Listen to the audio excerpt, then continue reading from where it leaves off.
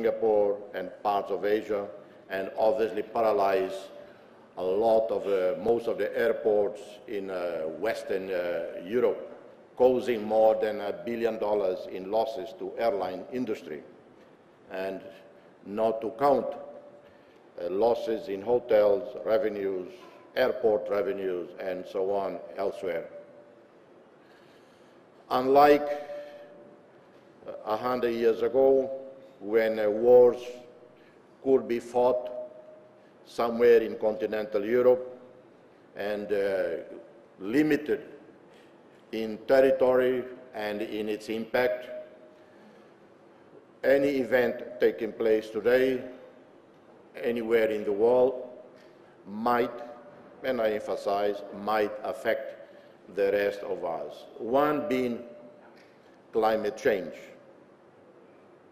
I was talking with, a few weeks ago with Prime Minister Hatoyama of Japan. We had a lengthy, more than 2-hour conversation, and I told him, I'm a non-smoker. I don't smoke. Never smoked in my life. And, but I have read about passive smoking. People who do not smoke, but always in contact with people who smoke a lot, at home, in schools, in office, in restaurants, they also inhale a lot of nicotine, cancer-causing agents. Well, the same can be said of islands, small countries, where we are not pollutants. Actually, the developing world contribute with less than 1% of global emissions. And yet, like non-smokers, we are affected by the heavy smokers of the United States, Europe, China, India, and so on. So we are in a global world with all its benefits, its advantages, because the globalized world, industrialization of the past 100 years brought a lot of benefits to humanity. But as most things that human beings do, it has also its problems. It downs its negative effects. One, precisely the damage that has been done to the environment by industrialization, modernization. We have harvested the benefits of modernization in medicine, in life expectancy, from a life expectancy of 30 years, 40 years, 100 years ago in many parts of the world, to today in Japan, over 80, and elsewhere around the world, industrial world. Huge life expectancy, but with that come also cost to all of us. In peace building, whenever there is a conflict somewhere, whenever there is war, whenever there are people killing each other, or whenever there are people dying of starvation, of poverty, or of natural disasters, we must all feel the pain, the suffering of others. But to build peace, nothing more important than we begin in ourselves as individuals, in homes, turning our homes into safe havens where domestic violence is completely absent, turning our streets the safest for our children, for women. The schools must have the best environment of all, where children not only have access to all tools of learning, but also have a loving and care in schools, from teachers and from colleagues. That's what we must do, each of us in our own countries. That's what I try to do in our own country, that has a tragic similar story to yours. Let me say that coming to Cambodia, participating in this great initiative of the International Peace Foundation, under the very persistent, patient work, leadership of Dr. Uwe Morowitz, I have to say that I am not coming here to teach lessons about peace. Because if any community, any nation, any people, anywhere in the world, know about tragedy, about suffering, know about tolerance, would be the Cambodian people. I do not know much about your country. I've been there 3 times already, but always in passing, basically, but have read enough over the years. And one of the most admirable features of the Cambodian people is the lack of hatred and revenge. There might be anger. When we talk, we hear survivors of the killing fields. You hear the pain and anger. But you don't witness, we don't read about indiscriminate acts of revenge against perpetrators of past violence who are still around. Cambodians patiently wait for the conclusions of the International Cambodian Tribunal that is underway. That is admirable. People often invoke the example of South Africa as an example of tolerance, of forgiveness. But I would say the Cambodian people, Cambodian experience is one of the most illustrative of the capacity, the ability of people to forgive. Forgiveness is not equated with forget. Forgiveness cannot be equated with impunity or lack of justice. That's why I say I have not come to Cambodia to teach, to lecture on peacemaking, but maybe to share with you our own experience, my own experience, and maybe only to tell you, to urge you to persist in this path that you are following, in rebuilding your communities, your countries from years of suffering, from one of the worst tragedies after World War II.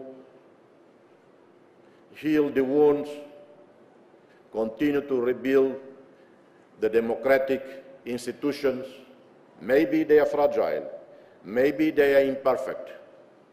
Which democracy in the world, even those who have been there for decades, can claim to be perfect? Is American democracy a perfect one? For President Barack Obama to have been elected, he had to spend, I understand, several $100 billion, one of the most expensive electoral exercises ever. For a U.S. senator, I have many, many friends who are senators, so I know how much they spend to be elected senator in the U.S. Some $50 billion, $100 billion. Is this perfect democracy? Imperfect? Well, I don't judge that.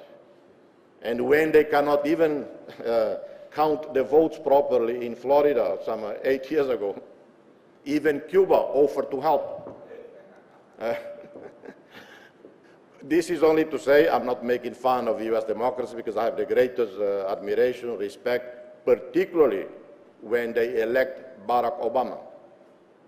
If any lesson the U.S., the American society can give us, is how they elect a man called Barack Obama. He's black, mother American, father Kenyan, not rich, grew up in poor neighborhoods, including in Indonesia, in Hawaii, Yes, he was bright, brilliant, and went on to study law at Harvard, taught constitutional law in Chicago, but working with NGOs in Chicago, organizing communities. Well, it tells the extraordinary transformation, transition of the American society, where 50 years ago, it was big novelty that an Irish Catholic was elected president, because back then, even a Catholic Irish to be elected president of the United States was unprecedented, because normally the job of president of the United States was reserved for Protestant Anglo-Saxons. So 50 years ago, when John Kennedy was elected, it was unprecedented. Today, groundbreaking.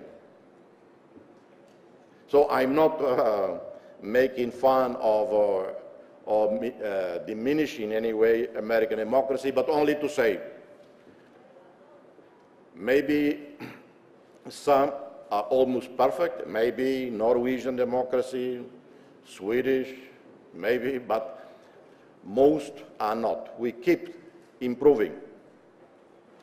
And therefore, I would say, submit that Cambodians have made tremendous progress from a country devastated by war, traumatized by conflict, and yet today you are where you are. I have been here a few years ago, and I'm very impressed with the changes occurring. So congratulations to all of you.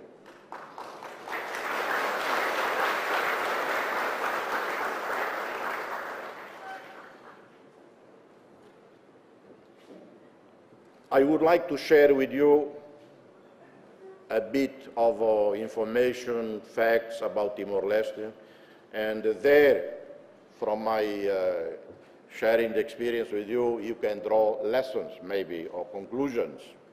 We are a very small country. Today, 1.2 million.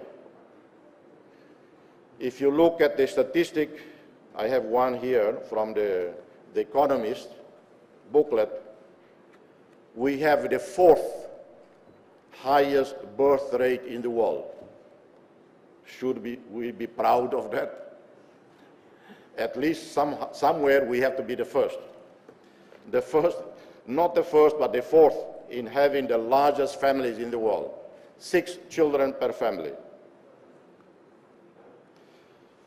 I wish instead of having the highest fertility rate, we had the highest productive rate in terms of agriculture, industry, or in our civil administration, and so on. I heard from some humble Cambodians that Cambodians also don't have a very hard-working public administration. So I was pleased that we are similar to Cambodians, or Cambodians are similar to us. I was asked whether we have any siesta after lunch.